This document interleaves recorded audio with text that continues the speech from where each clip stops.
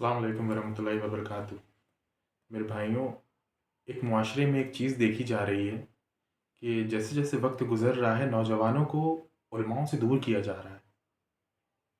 وہ علماؤں سے دور ہوتے چلے جا رہے ہیں، مسجدوں سے دور ہوتے جا رہے ہیں۔ ایک ہمیں سمجھنا چاہیے کہ ہم جس دور سے گزر رہے ہیں یہ دور بہت نازک ہے میرے بھائیوں۔ اس دور پہ شیطان ہر طرف سے ہم پہ حملے کر رہا ہے۔ یہ بہت زیادہ فتنے کا دور ہے اور ہم اپنی رہنمائی خود نہیں کر سکتے بغیر علماؤں کے۔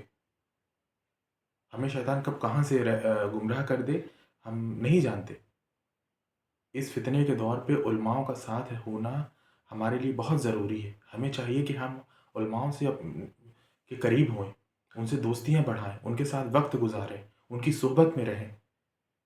ہاں، ہو سکتا ہے کہ ہم جو کچھ علماء ایسے ہوتے ہیں کہ ہمیں وہ ہمیں لگتا ہے کہ انہیں کچھ نہیں آتا ہے، وہ تو صرف نماز پڑھاتے ہیں، یا شیطان ہمارے ذہن میں ان کے لیے وہم ڈال دیتا ہے، کچھ بھی کسی بھی طرح سے وہ ان سے وہ ہمیں دور کر دیتا ہے، کیونکہ وہ جانتا ہے کہ اگر علماء کے یہ قریب ہوگا تو یہ اس کے لیے بہت فائدے کی بات ہے۔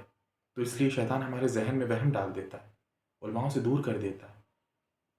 لیکن پھر بھی صرف ہم ان کی صحبت میں رہیں گے، ان کے ساتھ وقت گزاریں گے تو پتہ نہیں کتنی چیزوں سے ہم ویسے ہی بچ جائیں گے۔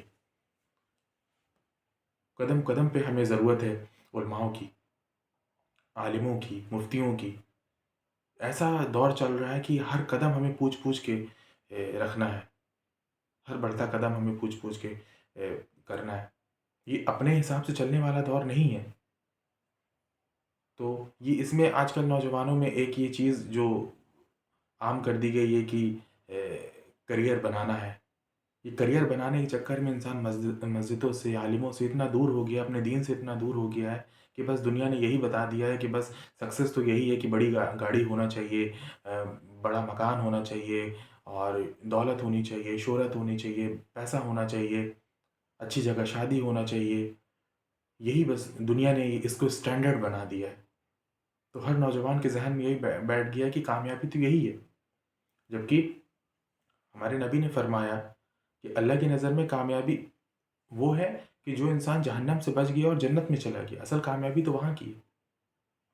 میرے بھائیوں، ہمیں اس چیز میں بہت توجہ کے ساتھ سوچنا چاہیے، اور اگر ہم ایسا نہیں کریں گے، نہیں سوچیں گے، تو جیسا کہ ہم سب جانتے ہیں کہ اللہ اللہ کو ہماری ضرورت نہیں ہے، ہمیں اللہ کی ضرورت ہے۔ یہ جو ایمان، دین ایمان ہمیں ملا ہے، ایمان کی دولت ہمیں ملی ہے، اسلام ہمیں ملا ہے، یہ اللہ کی نعمت ہے۔ اور جو لوگ اللہ کی نعمت کی قدر نہیں کرتے، اللہ ان سے وہ نعمت چھین لیتا ہے۔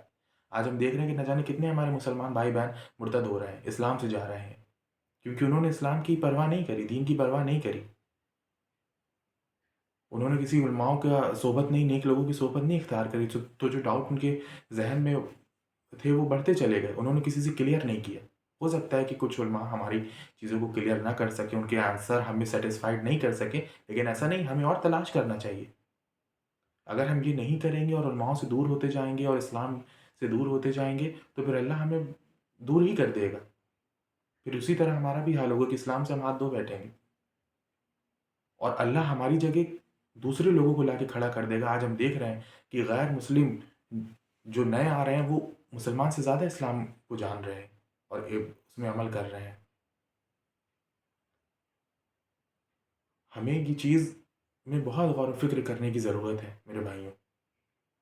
ہمیں کسی بھی حال میں ایک نبی کی ایک حدیث ہے کہ نبی نے فرمایا تھا آج سے 1450 سال پہلے صحابہ سے کہ ایک ایک وقت آئے گا کہ تم لوگوں پہ ہر طرف سے، چاروں طرف سے لوگ ٹوٹ پڑیں گے، غیر ٹوٹ پڑیں گے تم پہ۔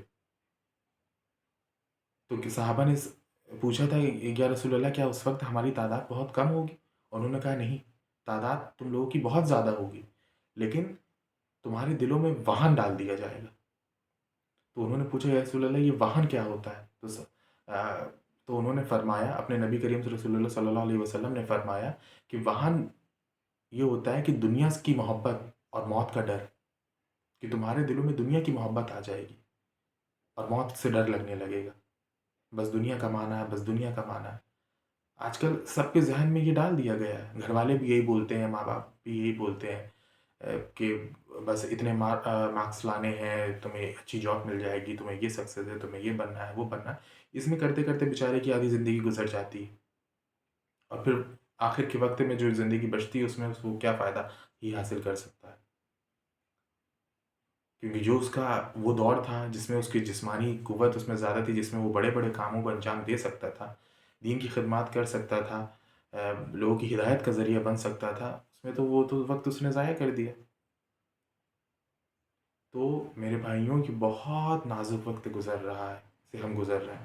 ہمیں چاہیے کہ ہم علماؤں کا ہاتھ بہت مضبوطی سے تھام لیں، اور وہ ہو سکتا ہے ہمیں اپنی مسجد کے علماء نہیں پسند ہیں، یا شیطان ہمیں گمراہ کر دیتا ہے، یا ان میں کوئی ایسی چیزیں ہیں کہ ہمیں نہیں پسند، لیکن پھر بھی ان کی صحبت ہمیں بہت اونچا کر دے گی۔